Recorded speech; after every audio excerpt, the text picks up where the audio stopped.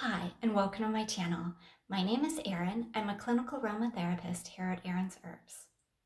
On this channel, I do weekly uploaded videos teaching you how to create your very own skincare products from the comfort of your own home. So whether or not you have never made skincare products or you have some experience, I hope that you will find this channel very informative. So let's get started creating.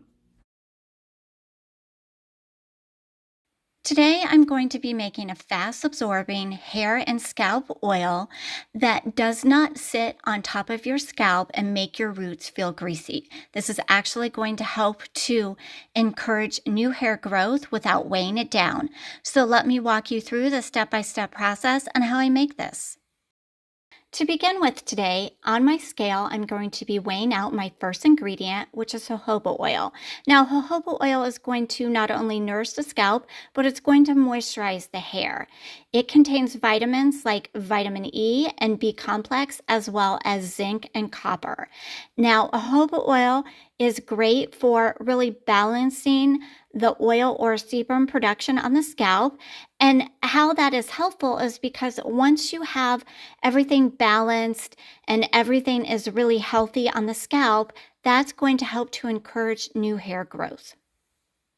I would also like to mention that jojoba oil has a molecule structure that is very similar to the sebum that our body naturally produces. And what that means is it just means that jojoba oil is going to be very balancing, but it's also going to be very quickly absorbed into the skin as well as the hair. It is suitable for most skin types.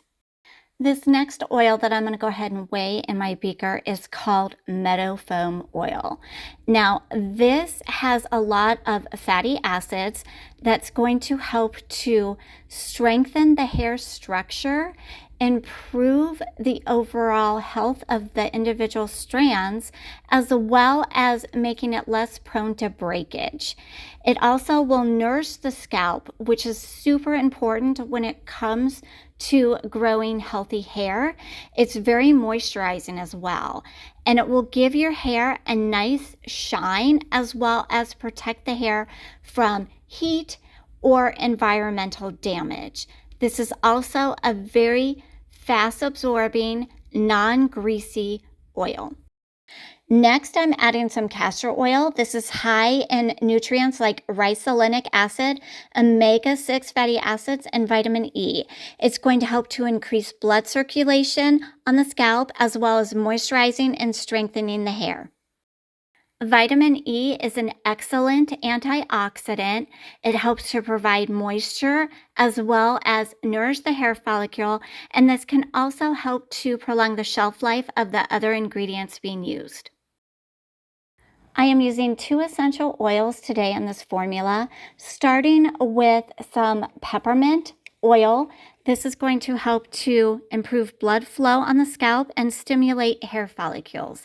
It has a nice, fresh, minty scent, and it's used a lot when it comes to hair oils that promote hair growth. It's also moisturizing as well. Once I've added the peppermint essential oil, I'm going to add my next essential oil, which is rosemary.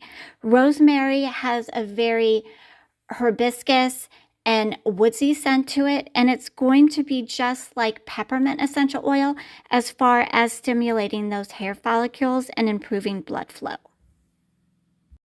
Once I've added the essential oils, I'm going to go ahead and remove this from the scale and set the scale aside.